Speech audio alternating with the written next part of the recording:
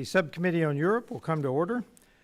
Purpose of this hearing is to discuss the subcommittee's areas of jurisdiction for State Department reauthorization, which includes the Bureau of European and Eurasian Affairs, the Bureau of Arms Control, Deterrence and Stability, and the Bureau of International Security and Non-Proliferation.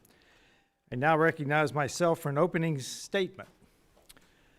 I want to begin by welcoming both members and witnesses to the Subcommittee on Europe's first hearing on State Department reauthorization.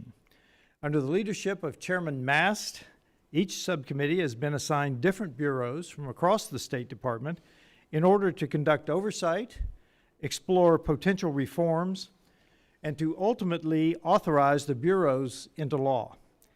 It has been a while since reauthorization was accomplished, and I look forward to working with colleagues on both sides of the aisle as we move through this important process.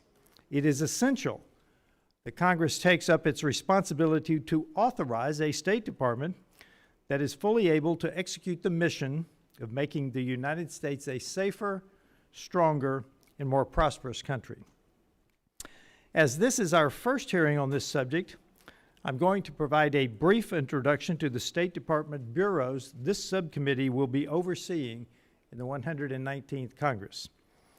The Bureau of Arms Control, Deterrence and Stability, also known as ADS, is responsible for diplomatic efforts to increase stability, reduce the risk of unintentional escalation, and prevent conflict. This includes promoting the stability and control of emerging military technologies, including AI and quantum computing, and upholding bans on chemical and biological weapons. ADS also leads negotiations on nuclear arms control and represents the United States in multilateral forums addressing WMD challenges. Originally created as the Bureau of Verification and Compliance in 1999, the Bureau's position of Assistant Secretary of State is authorized in statute, and only that one position. Next, we have the Bureau of International Security and Non-Proliferation, or ISN, which is the mission of preventing the spread of WMD, delivery systems, and advanced conventional weapons capability. Additionally, ISN works to protect U.S. critical and emerging technology and promotes the peaceful uses of nuclear energy, science, and technology. The Bureau was formed in 2005 by then Secretary of State Condoleezza Rice through an agency reorganization effort that combined the Bureau of Non-Proliferation and the Bureau of Arms Control. The Bureau of International Security and Non-Proliferation is currently not authorized in statute by Congress. The Bureau of European and Eurasian Affairs, or EUR for short, is responsible for developing and implementing U.S. foreign policy in Europe and Eurasia. The Bureau promotes U.S. interest in the region on issues such as international security, NATO, cooperation with the European Union and other regional organizations, support for democracy, human rights, civil society, economic prosperity, non-proliferation, and counterterrorism. One of the key missions of the Bureau is the planning, coordination, and delivery of assistance to the region. As members of Congress, it is our duty to ensure that every tax dollar spent abroad is achieving U.S. strategic objectives. Like ISN, the Bureau for European and Eurasian Affairs is not authorized in statute. Finally, I want to note that the subcommittee also has jurisdiction over the Bureau of Cyberspace and Digital Policy, as well as the Export-Import Bank, but these will not be the subject of today's hearing. One of the three bureaus we are discussing today, only one is explicitly authorized, and that only partially. Without clear and concise instruction from Congress through a State Department reauthorization, the legislative branch of government invites the executive to have broad powers to shape the structures, personnel, and mission of agencies. It is my belief that a stronger State Department requires clear legislative guidance from the Congress. As the committee moves through this reauthorization process, the experience and insights from our witnesses today will help guide us in working to build a more efficient and effective State Department. I look forward to hearing your testimony and recommendations. The chair now recognizes the ranking member, the gentleman from Massachusetts, Mr. Keating, for any statement he may have. Thank you, Chairman Self, and thank you for our witnesses being here today. The arms control, non-proliferation, the U.S. foreign assistance to Europe has been at the heart of U.S.-led world order since the end of the Second World War, beginning with President Truman in 1948. The Marshall Plan brought more than $13 billion in investments to European economies, provided the U.S. with significant influence in Europe, and solidified the transatlantic alliance that we all benefit from today. Also born out of the triumph of the Second World War, a modern-day arms control and non-proliferation regimen that's enabled the United States and its adversaries, such as the then Soviet Union, to work together and reduce the risk posed by nuclear weapons.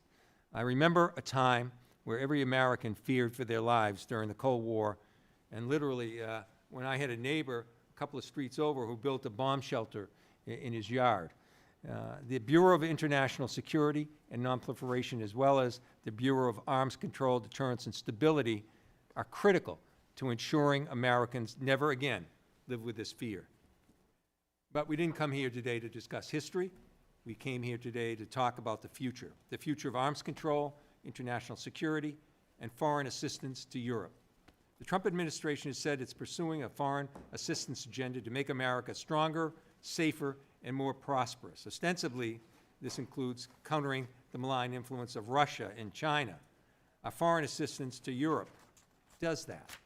In Europe, countries like Moldova, Georgia, Kosovo, and Armenia are seeking greater U.S. economic cooperation and assistance in bolstering democratic efforts in those areas. In Ukraine, the United States has rebuilt Ukraine's energy grid following the Russian attacks, allowing Ukraine to repel them on the battlefield. Sadly, some of those efforts cut with the cuts to USAID. Yet, while the Trump administration claims to be putting America first, it's actually ceding territory and influence, literally in Ukraine and figuratively throughout the European continent, to Russia and increasingly to China. If the Trump administration was serious about pursuing its stated goals of making America stronger, safer, and more prosperous, restoring all congressionally appropriated foreign assistance funding to our allies in Europe would be the first step in that direction. On arms control and non-proliferation, the ISN and ADS bureaus employ subject matter experts with specialized backgrounds who both verify compliance of our arms control efforts and engage with multilateral institutions to ensure the United States is shaping global norms on these topics, and not Russia, not China, not Iran, not North Korea. Yet the Trump administration has initiated a reduction in force at the State Department, which could target the critical work of the ISN and ADS bureaus and the numerous career civil servants whose expertise is not replaceable. On each of these issues, arms control, non-proliferation, and U.S. assistance to Europe, the Trump administration must do something it's failed to do thus far. It has to show up. To counter Russian and Chinese malign influence, the Trump administration must show up and provide necessary funding for countries like Moldova, Georgia, Ukraine, who are striving to maintain and expand their democracies. The Trump administration is serious about arms control and non-proliferation efforts. The administration must show up to multilateral institutions and our bilateral partners and engage proactively. Unfortunately, its effort to fire hundreds of civil and foreign service officers with deep expertise in these issues runs counter to these goals. And if the Trump administration wants to pursue such drastic changes in U.S. policy, it must show up to Congress. While I appreciate our witnesses' presence here today, the lack of administrative engagement with this committee and the ceding of Article I power by this committee and this Republican majority not only undermines the role of the legislative branch, but it harms U.S. national security at this critical time in history. I'll end with this. In 1994, the Budapest Agreement, Ukraine agreed to give up its nuclear weapons in exchange for a security guarantee from the United States, Russia, and Britain. Russia obviously abandoned that promise long ago. Over the last few weeks, Donald Trump has also broken our promise and won't even acknowledge Russia's aggression. Of course, agreements mean nothing if not enforced, and Trump's actions undercut the credibility of our country. Moments ago, after this hearing started, Ukraine and President Zelensky agreed to a 30-day ceasefire. I hope that that ceasefire is backed up with security guarantees as well, or again, they'll mean nothing. Now Ukraine has likely come to regret their decision to give up those weapons. President Zelensky is now asking allies for strong security guarantees, such as those guaranteed by a nuclear umbrella to deter Russia and its horrific aggression and war crimes. Abandoning our allies in Europe will undermine our allies' belief that the United States is a strong, dependable ally, and this only emboldens China, Russia, North Korea, and Iran. If we want to remain a global leader in arms control, nonproliferation, and transatlantic relationships, the United States must show up, and we must lead. I look forward to our witness testimony, and I yield the balance of my time. Other members of the committee are reminded that opening statements may be submitted for the record. We are pleased to have a distinguished panel of witnesses before us today on this very important topic. We have the Honorable Yelim Pelete, PhD, Dr. Pelete, former Assistant Secretary, Bureau of Arms Control, Verification, and Compliance, U.S. State Department. Mr. Daniel Cois, Senior Fellow, Hudson Institute, and Ambassador James O'Brien, former Assistant Secretary, Bureau of Europe and Europe-Asia Affairs, Department of State. This chair recognizes the importance of the issues before us and is grateful to have your presence here to speak with us. Your full statements will be made part of the record, and I'll ask each of you to keep your spoken remarks to 5 minutes in order to allow time for our members to have questions. I now recognize Dr. Pelete for her opening statement. Thank you, Mr. Chairman, Ranking Member Keating, distinguished members of the committee, and thank you for the opportunity to testify today. I provide specific, detailed recommendations, a plethora of them, in my prepared remarks on potential reforms for the arms control and international security family at the Department of State, otherwise known as the T family. But I would like to address some overarching issues. First, for American leadership to endure and facilitate and contribute to security and peace, we must be strong militarily, economically, and diplomatically. This means perhaps doing more with less. It is something that we were required to do when I was a staffer on this committee, and it is something that can and will be done. That also begins by placing the security and well-being of the American people and our nation first and aligning all of our efforts toward that goal. But this does not mean America alone. The U.S. under President Trump supports alliances. Alliances denote that there is an alignment of interest. It denotes that there is an equal stake and equal contributions toward the shared goals of the alliance members. For decades, multilateralism has been viewed as an end unto itself without rigorous or careful examination of the mandate, functions, and relevance of multinational organizations in addressing the current political and threat environment. Such a review is integral to any effort to transform our policies and government to advance U.S. security and interests and leave the U.S. well-positioned for current and future challenges. To Ranking Member Keaton's point about the U.S. showing up, the U.S. definitely shows up in more ways than just foreign aid.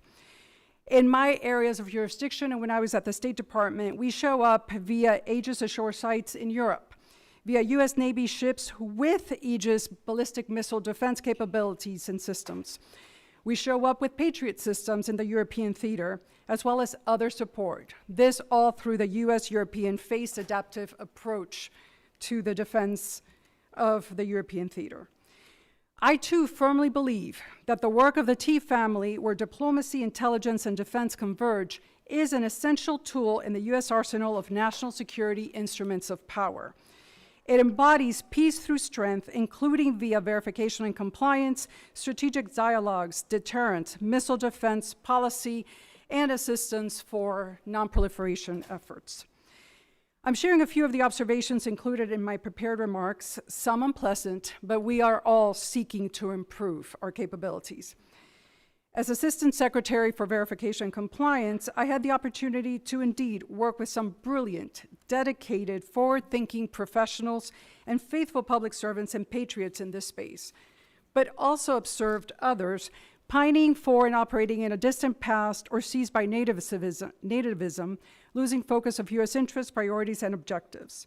The Eurocentrism, Euro-dominance, stemming from Cold War dynamics, arms treaties, and agreements, has led to the usurpation of some T family responsibilities, including those statutorily required.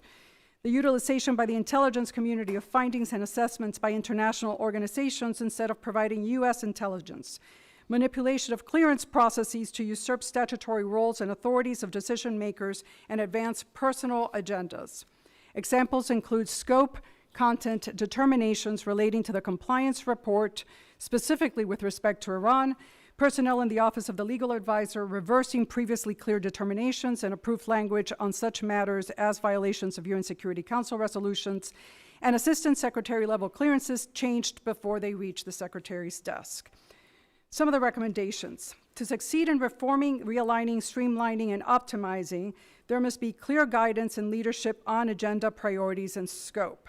This applies to undersecretaries, bureaus, offices, up the chain of command to the Secretary, and it should also guide the authorization process. We need clear lines of demarcation, transparency and honesty in reporting, stop overclassification to hide information from the Congress or the American people, particularly when data is in the public domain. Return to unclassified reports with classified TSSCI annexes as mandated by statute. No versions of intermediate classification. Dramatically increase the scope of the compliance report in terms of the subject matter covered and information used to inform the judgments and document. Optimization. T has to be fully integrated. No marginalization or subordination to regional bureaus. The T should reflect the current landscape in scope and message as potentially the Undersecretary for Global Security and Strategic Domains. This includes outer space, undersea, AI, and cyber. Eliminate congressional and public affairs offices and personnel within bureaus, as all these requests should go through the department's respective bureaus and offices to ensure maximum coordination and message cohesion. Bring matters pertaining to the Antarctic Treaty, Arctic Affairs, Artemis Accords given based on the Outer Space Treaty, space traffic management already handled by the ADS Bureau, the ESC office of that bureau, to a revamped and renamed ADS Bureau. Funds and assistance programs should be consolidated into one dedicated office, not an additional office, but one office dedicated to such funding and oversight, similar to regional bureaus. Other eliminations, consolidations, and reductions, including in structure, personnel, and functions, are included in my prepared testimony. In sum, we are being called to do what is right and necessary, not what is easy or popular. I look forward to your questions and to working together to make the Department of State, foreign policy, and programs more efficient, and in the hope of ushering in a new era of American leadership and greatness while advancing security and peace for the U.S., the American people, and worldwide. Thank you, Mr. Chairman. Thank you, Dr. Poblete. I now recognize Mr. Cois as for his opening statement. Thank you.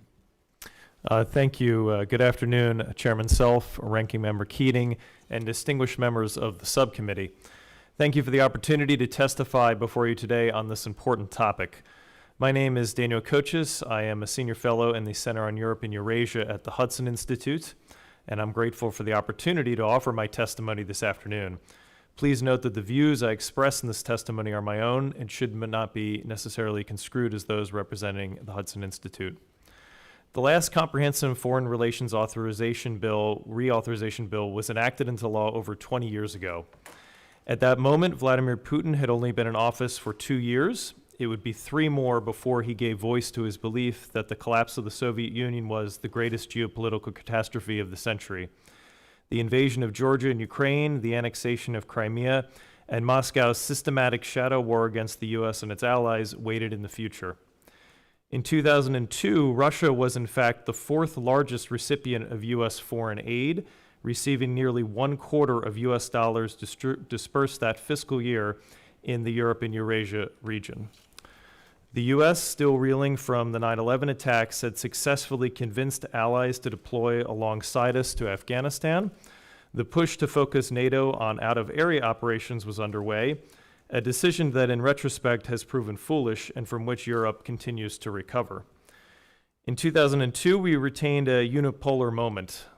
The year following, the Chinese Navy counted 128 vessels, 100 less than the United States. Today, China is the world's largest navy with 370 ships and submarines. The world was still 11 years away from the launch of the Belt and Road Initiative, China's plan for massive infrastructure investment in order to link Beijing economically and politically to key global regions, including prominently in Eastern Europe. Today, the world is a very different place. As Congress undertakes this reauthorization effort, the watchword I believe should be at the forefront of your minds is competition, principally against our great power adversaries, China and Russia. Reorienting State Department resources for the current era of great power competition is a necessary task which will help steer U.S. policy toward accomplishing the most important outcomes. Prying one great power adversary from the other is, in my view, simply not possible. The shared Sino-Russian goal of insulating their illegitimate regimes and forcibly bringing an end to the Western-led global order and, by extension, decreasing U.S. power and influence has bonded Beijing and Moscow in a way which U.S. diplomacy will be unable to overcome. Therefore, we simply need to compete. This being a competition the U.S. cannot afford to lose, we must leverage every tool in our arsenal to maximize our advantages. One of those more potent tools we have is foreign aid. When thinking through this assistance, the driving factor should always be the question, does this advance U.S. national interests? There are clear examples during the past few years of U.S. foreign aid dollars funding projects which do not advance this interest clearly. These, while glaring, are nonetheless minor components in the overall foreign aid program. In the 20th century, Nicholas Skymon wrote, "Who controls the Rimland rules Eurasia. Who rules Eurasia controls the destinies of the world." Today, this Rimland, which includes the majority of continental Europe, is hotly contested. It is more important than ever that the U.S. remain active in the region, with the State Department focusing its efforts on three key areas. Those where U.S. support is crucial, those where the U.S. has a strong comparative advantage, and finally, geographic areas or points of interest where they are on the cusp of magnified significance. The Balkans, for example, fulfill components of all three of these focus areas. It is once again on the cusp of returning to top geopolitical relevance. U.S. support remains crucial, and there are components of needed support, particularly in the energy sphere, where the U.S. has significant comparative advantages. As the committee thinks through the framework of State Department priorities, staffing, and oversight, I would also suggest a greater focus on the Arctic, one region which is clearly on the cusp of heightened significance in the decades ahead. Finally, I would note the imperative to focus our efforts on those nations where our adversaries are targeting their attention, places like Moldova and Ukraine. Residing in the unenviable gray zone, these countries find themselves in critical need of our support. Continued U.S. prosperity and security lie in no small part upon ensuring stability in Europe. As such, it is advantageous to remain engaged in this theater. Foreign aid, if utilized prudently in service of the national interest, can help bolster positive outcomes in the region, block our adversaries from gaining undue influence, and provide an excellent return on investment for U.S. policymakers. Thank you. With that, I look forward to answering your questions and shedding any light I can on this subject matter at hand this afternoon. Thank you, Mr. Cois. I now recognize Ambassador O'Brien for his opening statement. Thank you, Mr. Chairman, Ranking Member. I've spent half my career in the private sector and half at the State Department. And what I've noticed are a couple things. One is that EUR is the gateway to most global issues. Any caucus or group that addresses a global issue runs through our relationships with our transatlantic partners. The P3 at the UN, NATO itself, all the significant organizations, including the informal ones like the G7 and others. So we have to get that right.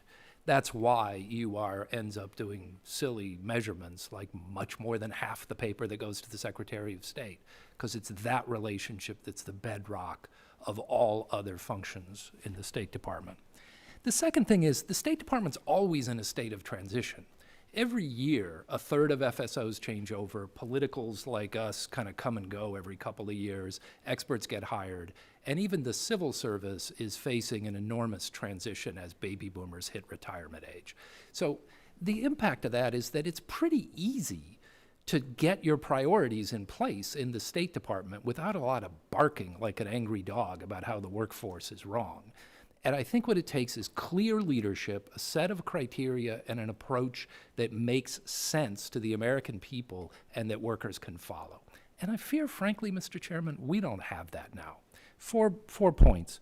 One of them just goes to what's the role of this process? So Secretary Rubio and Mr. Musk seem to have settled their disagreement by agreeing that now 83% of AID contracts can get canceled. And as always, the powerful have settled their dispute on the backs of people without voices. So there's American farmers waiting on $2.6 billion of payments by AID, and those have been disrupted. I don't know if they'll be paid. There are tens of millions of people depending on healthcare and food that was delivered through AID projects. And now that they're not getting that, they're either going to die or they're going to migrate. This is the most effective border security program we've got, and we just took it to zero.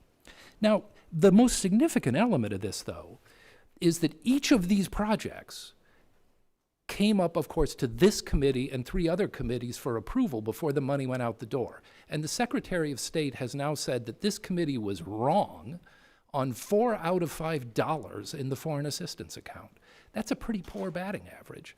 And I think what we need to do is find some way in which the administration can make clear what it intends to spend money on so that this committee can reach agreement, and then the president can agree that he'll take care to follow the authorization law once it's enacted, as opposed to asserting a unilateral prerogative to impound the money. And as you go through that, I hope you ask 3 questions. One of them is, how does any restructuring advance the president's objectives?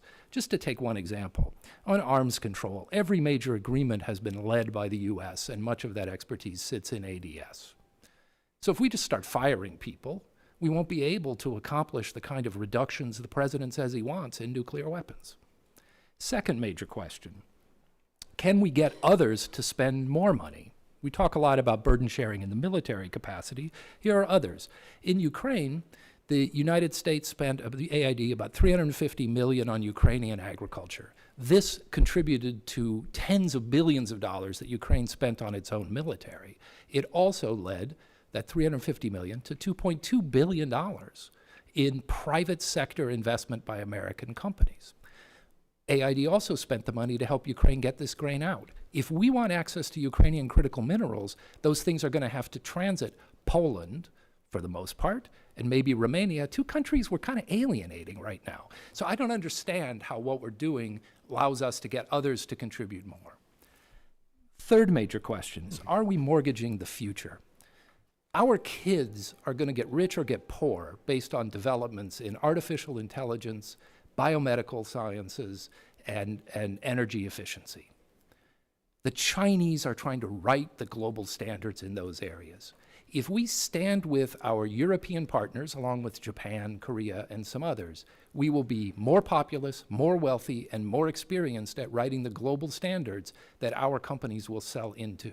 If we try to do this on our own, sending others off to do it on their own, we fight China at a disadvantage. That's mortgaging the future. Another area is the defense industry. The supplemental appropriation for Ukraine spent more than $30 billion in U.S. companies. Now, the Europeans are about to spend tens, maybe hundreds of billions, 2/3 of which they would spend with U.S. companies, but they are going to direct it to their own companies. Those are jobs that will not be in your districts, even if American companies get European contracts. We're mortgaging the future. So I hope you can put those questions, and I hope the administration shows up to provide clear answers, because with that, it's easy to address the structural issues. Thank you, Mr. Chairman. Thank you, Ambassador O'Brien. I now recognize myself for 5 minutes of questioning. Dr. Pobletti, does the current structure of the T family reflect the current threat environment while looking at the future to adapt to any authorities, structure, and programs that we need to change to address emerging threats? Small components of the T family are dedicated to emerging security challenges, but its current construct is primarily focused on nuclear arms control and agreements and structures that no longer exist or are just a modicum of what was needed at the time. So in sum, yes, it does advance U.S. interests. It does align with our America First priorities. But in order to adapt, it needs to become leaner, and only the best people need to be there. We need to eliminate redundancy. We need to, as I specified in my oral remarks and my prepared remarks, we need to avoid duplication, and that leads to waste of time, energy, and resources. So we need to have clear lines of demarcation. In our conversation prior to this hearing, you asked if it would be possible to merge the International Security Nonproliferation Bureau, ISN, with ADS, statutorily verification and compliance. My first instinct was we are able to, and I provide specifics, we are able to distill both bureaus down to perhaps 5 or 6 offices. We are able to consolidate functions that are overlapping among the offices in these bureaus. But I do caution, going back to statutory mandate and the history of the genesis of the Verification and Compliance Bureau in T, of the merging of negotiations, assistance, funds with the verification and compliance. When I worked on the committee with the former chairman Ross Leighton, Ranking Member Keating was very supportive of modifying the Atomic Energy Act and the pattern and the method in which we approve 1, 2, 3 agreements, nuclear cooperation agreements. I propose that that is valuable for ISN, but verification and compliance must be integrated into the verification and compliance of nuclear cooperation agreements as well, and ensure that there is accountability if there is cheating even on those civilian nuclear cooperation agreements, because they inform also all our efforts with respect to deterrence, defense, collaboration, partnerships, and the like. Okay, thank you. Dr. O'Brien, USAID, what does that stand for?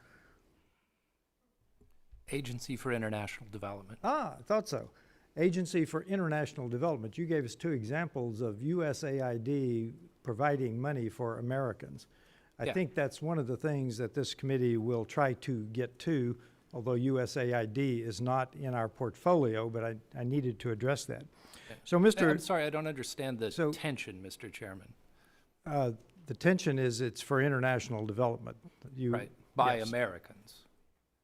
In this case, I mean, people need food. We can buy the food on the market. We can buy it from Americans. No, it's international development. We need to correct the USAID, and I think Senator, now Secretary of State Rubio, intends to do that. Mr. Cois, I have less than a minute. The Balkans are vital to this committee. I think they're a potential flashpoint, and you mentioned energy and the Russian influence, of course, in Serbia.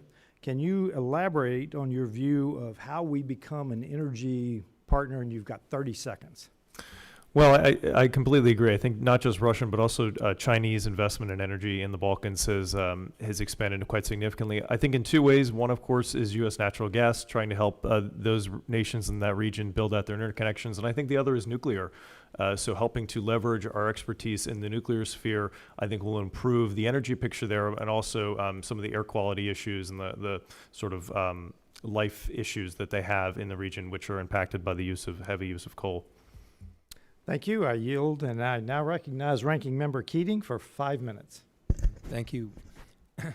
I think in Ukraine that myself, I understand Putin's rhetoric, and I believe some belief that what he envisions is a reconstitution of the old Soviet Union. But I think his real concern in Ukraine has been right next door to him will be a country rich with young, educated, technologically expert young people that will become entrepreneurs. I think he's worried that the breadbasket of the world is right next door, and that economic influence. I know he's concerned about the potential for Ukraine's own military-industrial development itself. And to have that prospering country in a democracy right next door, while the Russian economy continues to go in the tank, and he's driven it further with his illegal war in Ukraine, serves as a contrast that would create a great domestic political problem for himself, let alone cutting out the oligarchs that are a part of his network of self-wealth that many people say makes him the wealthiest person in the world. It's a mafia-like crime syndicate, as it's been discussed. So it's that comparison. Ambassador O'Brien, I traveled with you to Ukraine. When I was there, I met with the U.S. American-Ukrainian Chamber of Commerce. And I was just struck by the businesses, the U.S. businesses that are there, how they made it through this war, continued, and how they wanted to grow beyond this. They realized all the things I just said about Ukraine being the powerhouse, really, of Europe down the road, and how that not only helps our own business interests here at home, but also strengthens our security here at home. So investing in international development is indeed investing in our own priorities here in the United States. Can you talk a little bit more about how the U.S. interests, make America safer, more prosperous, and also this idea that people have, and I understand if this is all they know, that, oh, we're giving money to other countries when we could use the money back here at home. It's my belief that investing over there has a multiplying effect in terms of investing at home. Could you talk about that? You answer first and then I... No, Ambassador, because we traveled there and I met with those people. I was in Ukraine 8 times during the war. I think I don't have an exact multiple for how much U.S. assistance comes back to help us. But I know, for example, that we had a large program to improve the environment for small and medium businesses with a real focus on American companies. They were already beginning to invest substantially in the Ukrainian defense industrial base, and they were beginning to invest in EU countries where inputs would come from Ukraine and then be exported elsewhere in the world. And those are direct benefits to our economy. They also help us, again, as Mr. Kochich and I both emphasized, the real struggle ahead is with China, which hasn't featured much in the last 5 weeks. And I think we're a lot better off if we have that as our focus and we build our base in just the way you all do when you run. You get your base together, and our base sits with our European partners, Japan, Korea, and some others. With that, we're 1 billion to 1.5 billion people. For Ukraine to inject another 35 million young, well-educated people with enormous resources into our base helps us with the real struggle that's ahead. And that's part of what's at stake here. And I really appreciate the comments of our other witnesses, too, highlighting other areas where this will be important, too. Like the Balkans, like the Arctic. These are areas where it's critical. And we are in competition with China in those areas. And it's this investment in Ukraine that's going to strengthen that. Our moving away from that does just the opposite. So whether it's the Balkans, whether it's up north, whether it's these areas of influence, whether it's our overall strategy with China has been one of deterrence, that's our strategy, this is weakened as well. So when you look at this front line and you look at that investment, I don't know how you can't help but understand, and it's up to us as representative people to better communicate to people in our districts and across the country that this is indeed the America First policy. I yield back. I now recognize the representative from Ohio, Mr. Davidson, for 5 minutes. I thank the gentleman, and I thank our witnesses. I appreciate you being here today to answer questions. Mr. O'Brien, you spent some time with the Biden administration. What does the phrase, are you familiar with the phrase, as much as it takes, as long as it takes? Yep. so you are familiar with it. What does that phrase mean? As much as it takes, we're clear of that, just keep cutting the checks. As long as it takes to do what? They never Yeah. would define the mission. What's the mission as you see it? Well, no, I think we did, and I think it goes to some of the difficulties I have with the decisions No, on you funding. didn't. And the reality is Victoria. I don't think you're right there. Well, let me elaborate, since Please it's my do. time. Victoria Nuland said that it was regime change in Russia, including war crimes tribunals for Vladimir Putin. When did she say that? I don't have the date. I'll be glad to supply it for Why you. don't you since, supply since that it's to my me? job to question you. Yeah, okay. So what was it exactly that you believe that the administration committed to do in Ukraine, Yeah, so what we, besides spend money? okay, sorry, my turn. What we were working toward during my time as Assistant Secretary was to build a viable ceasefire. Much of that work was spent with the Ukrainians, so they were prepared to do that. The Russians were unwilling to make a ceasefire on any terms that would be sustainable. Okay, so I still appreciate that. are. You wanted to secure peace, and that's good, because then you should be euphoric that President Trump has come in and said, the United States of America is very happy to help you secure peace. But I agree with the there's goal. not a lot of happiness in the world from the Biden administration. It's, oh, how dare you not keep cutting the checks? And that generally is the theme within the State Department, is they'll share just enough information to get Congress to shut up and cut the checks. Right? I'm not having a discussion with you, please. I don't plan to Okay. talk to you again. That was never You can turn my your mic off. attitude. I'm not talking to you anymore. Yeah. All right. So this is the reality of what's been going on for a long time. People come to Congress and say, just cut the checks. And frankly, what you see out of the European Union, we couldn't get them to cut the checks for a long time. You know, some of the smaller countries did contribute. A lot of countries contributed a little more, but your big countries like Germany continued to not meet their obligations under NATO. They gave statements about meeting their obligations, but they didn't meet their obligations to NATO. And now that Donald Trump has said, all right, fine, you'll find out. You're not ready for peace? Go ahead. Suddenly, the Europeans have found the resolve to spend money.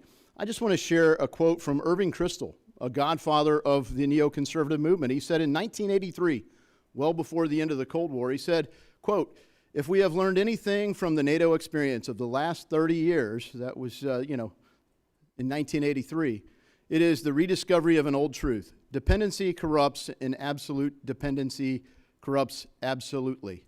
The culture of entitlement and dependence on American money has corrupted many of our allies, and it's nice to see it changing. When we look at our own approach, though, we've had a hard time saying, what's in it for America? Why should America serve as the de facto European defense force and then continue to be treated with contempt for it? Victoria Nuland had her own problems, but when we look at the acting ambassador there, we should have some other concerns. So, Ms. Pablet, you're familiar with some of the challenges from your time in the Ledge Branch. Does it resonate with you that we're kept in the dark in a lot of things just so we cut the checks? Absolutely. And unfortunately, it was crystallized during my time at the Department of State just to what great lengths some individuals go to hide information from the Congress. But to your point, Congressman Davidson, and the discussion of foreign aid needs to have clearly defined goals and objectives. With respect to Ukraine, that never really occurred. When Senator Rand Paul sought a GAO report to ascertain how the funding had been used, who were the end users, was it used for the intended purposes that the Congress had appropriated and authorized it for, he was called an agent of Putin. Yeah, that's the standard attack. Is if you don't just cut the checks, you're an enemy of the state, the deep state maybe. And that's where you look at Bridget Brink. She's actually worked to get rid of the prosecutor that was going to look in Ukraine into Hunter Biden, who was going to look into things that we should have an interest in. that we should have accountability, because what's lacking when you're kept in the dark is accountability, and that's exactly what the Biden administration worked to avoid on every front. And if I may, sir, if I could share with all the members of this committee. The gentleman's time is up. I now recognize the representative from Rhode Island, Mr. Ammo. Thank you, Mr. Chairman. Focusing on some things that matter, let's talk about President Trump and his direction to Elon Musk to use Doge to take a chainsaw to our government. This has resulted in thousands of federal employees being fired. These sweeping layoffs have been willful and malicious. Adding to the chaos and confusion, laid off workers have had their terminations rescinded once Elon realized the dangerous consequences of his actions. So it's clear that Doge has no idea how our government works, yet that hasn't stopped them from forging ahead on their rampage. I underscore rampage. Every agency has been directed to submit a report on plans to further reduce their workforce by this Thursday.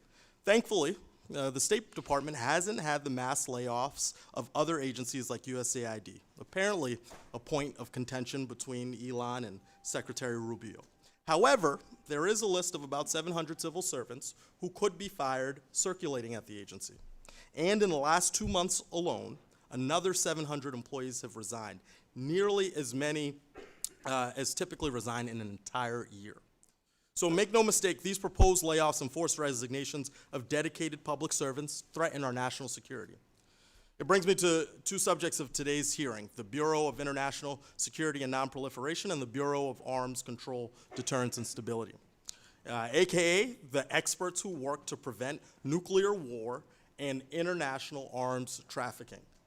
And I hope that everybody agrees that we'd be better off by having long-serving, experienced civil servants working at these bureaus. They leverage their institutional knowledge to keep us safe. Look, after all, we're talking about nuclear arms control agreements, monitoring chemical weapons, protecting critical American innovation, and coordinating global cooperation to prevent terrorists from accessing sensitive technology. This doesn't sound like entry-level work to me. It sounds like it requires a deep understanding of these technologies and our international agreements built on years of experience. So, Ambassador O'Brien, briefly, can you tell me a bit how firing or forcing the resignation of staff within these bureaus would harm our national security and our ability to prevent bad actors from accessing nuclear weapons and other advanced technologies? Sure. I think there are a couple of things. So one is, the chairman asked about new technologies. So certainly in the ISN Bureau, I worked with them a lot on restricting access of bad actors to new technologies.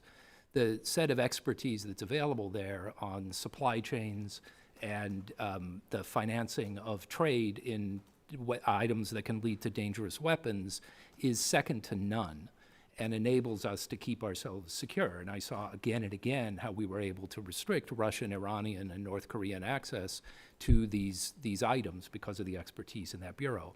A recent thing that we were just able to sort of push over the line in my last couple of months there was the arrival of this shadow fleet, a group of unregulated tankers that export Venezuelan, Iranian, and Russian oil, competing unfairly with American producers and avoiding sanctions. We were finally able, largely because of the expertise of people in that bureau and in EUR, to identify the kind of key nodes where those ships intersect with the global commerce, and we're able to get the key states that have ability to access them, either in ports or in straits, to shut it down. More broadly here, it brings other countries along. So ISN in particular, but also ADS, work with all of the other countries that have an interest in the more sophisticated parts of the supply chains for weapons, but also implementation of any kind of effective ceasefire arrangement.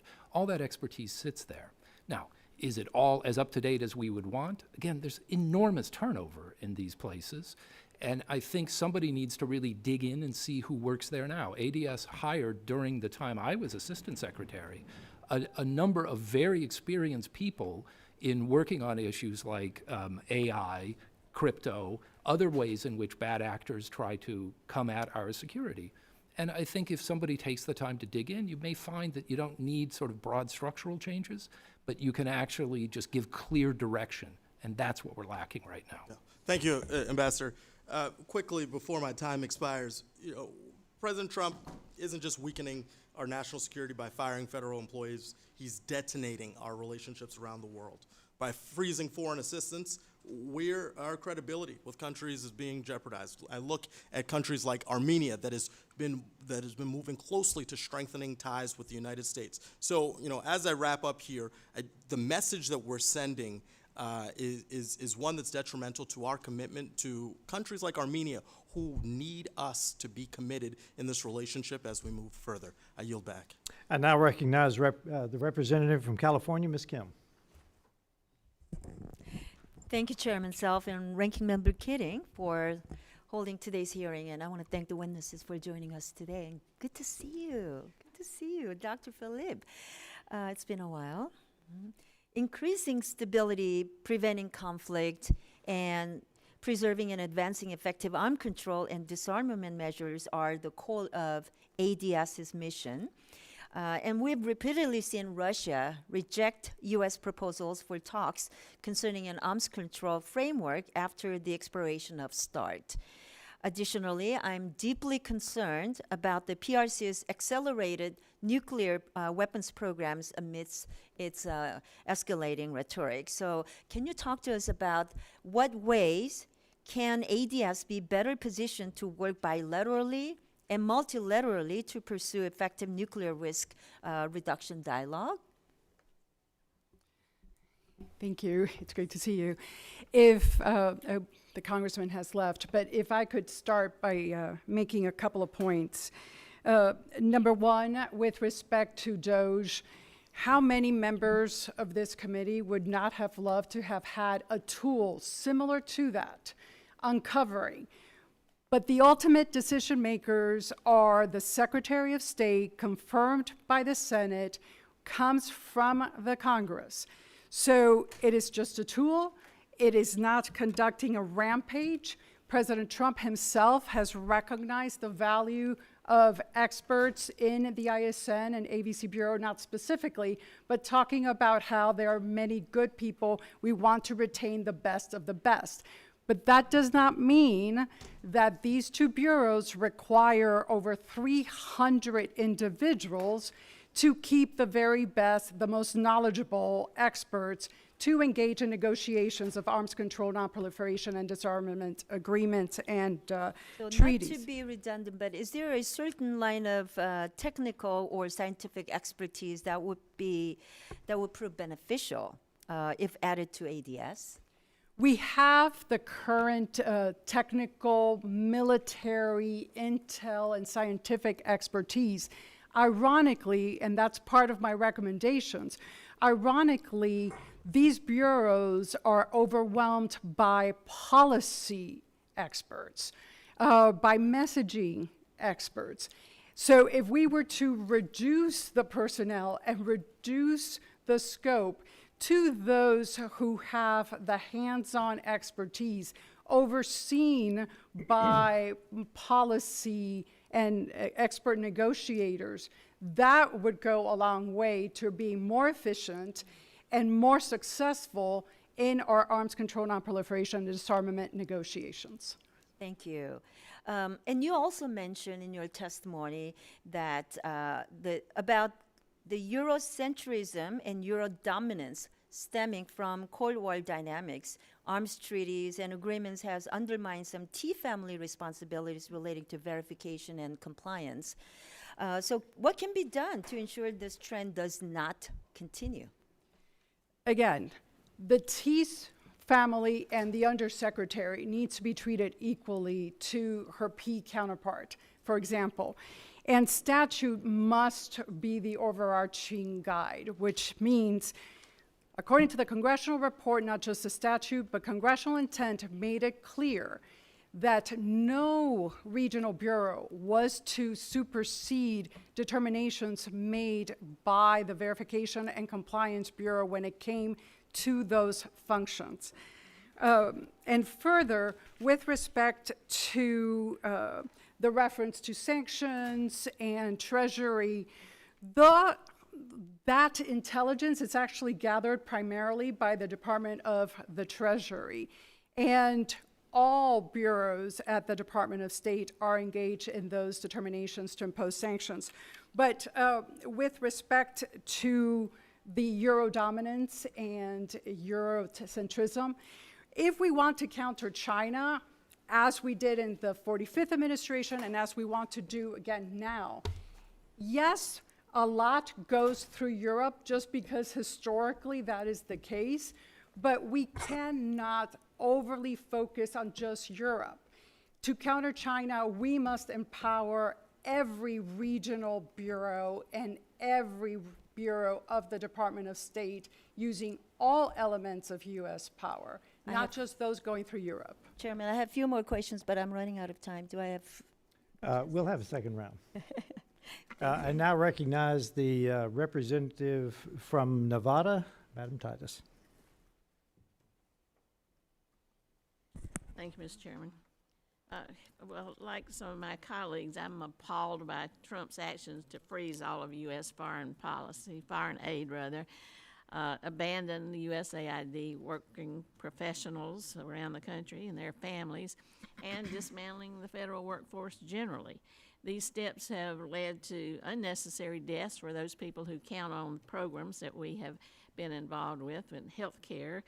They have financial hardship and uncertainty for our Foreign Service officers and diminished U.S. credibility. I've just met with some representatives from Europe earlier today, and they're kind of appalled. They don't really know how to react to having someone who's been their friend now not only not be a friend, but possibly be an enemy. I'm particularly concerned about the rolling back of democracy programs that existed with USAID. You know, we were there to support countries where there were new democracies that were building and established democracies that were backsliding. We built vibrant civil society communities. We backed up the free press. We not only were supporting our own values, but we were backing up China and Russia, and if we're not there, they're going to step in to fill the void. The Republicans love to do a list of the things that USAID does that they hate, so I'd like to do a list of some of the pro-democracy programs that have been eliminated or frozen. Program to support Belarus democratic leaders in exile, advancing Belarus democracy. Program funding election monitoring in Kosovo, advancing digital democracy in Serbia, promoting the development of independent professional media in Moldova, fostering more responsive governance in Armenia, boosting civil society engagement in Georgia, supporting political pluralism in Bosnia-Herzegovina. These are the kind of programs that are our soft power, that we not only further the values that we have, but it also helps our national security. And if we don't believe that, the minute these were frozen, you saw Bruno Rodriguez praising this, Medvedev saying, oh, this is great, applause around the world for us being gone so they could step in. So that's what I'd like for us to address. And I'd ask you, Mr. O'Brien, looking at the Western Balkans, there have been a lot of programs there that have been terminated, and not just those that were focused on democracy like I mentioned, but some things like promoting energy security, combating corruption, strengthening critical infrastructure. Could you talk a little bit about how Russia will see it as an advantage if we're not there with those programs? Yeah, it already does. So Russia supplies a critical amount of gas, less and less, to Serbia and on into Bosnia and elsewhere. The Serbs have announced they would like to get to zero, but for that to happen, they need American natural gas to become available. That will come either through a pipeline that runs up from basically Greece through North Macedonia, or it would come through a pipeline that runs through Croatia and across Bosnia. Now, that pipeline is stuck because of corruption, which is tied to two local leaders, one of whom actively presents himself as the local affiliate of the administration and is actively trying to get out from under sanctions because of his corruption. So we're now eliminating the programs that will clear the way for America to become a reliable energy supplier and free these countries from Russian influence. I have trouble seeing that as an America First agenda. I completely agree. Well, how about Moldova, things that are happening in Moldova? Would you address that? Yeah, so Moldova, like a lot of countries from Central Asia all the way across to the Black Sea, these countries want much less Russia. They see this as their chance to get out from under. And in Moldova, there was a small enclave that Russia used to run guns and money laundering operations out around the world. That has become incredibly weakened as a result of the last few years of sanctions. Russia now, facing elections this fall in Moldova, Russia has gone on a massive spree of disinformation, which also affects Romania because of the language, vote buying, and efforts to influence the Moldovan elections by using energy, which they used to supply. So we were building networks to get into Ukraine and also providing the ability for Moldova to generate its own power, but also run power in from Europe. Much of that's gone now, and we're going to leave Moldova at the behest of Russia, which will reinstate its gun-running, thug-running operation again. Again, not in our best interest. Thank you. I yield back. I now recognize the representative from Delaware, Mr. McBride. Thank you, Madam Chair. Ranking Member Keating, also wonderful. Mr. I'm Chairman, sorry. could you repeat your introduction again, please? Yes, we have set the Representative. standard on the floor of the House, and I'm simply. What is that standard, Mr. Chairman? the Would you standard- repeat what you just said when I- you introduced a duly elected representative from the United States of America? Please. I will. The representative from Delaware, Mr. McBride. Mr. Chairman, you are out of order. Mr. Chairman, have you no decency? I We mean, will- we will- I've come to know you a little bit, but this is not decent. We will continue this You hearing. will not continue it with me unless you introduce a duly elected representative the right way. This hearing is adjourned.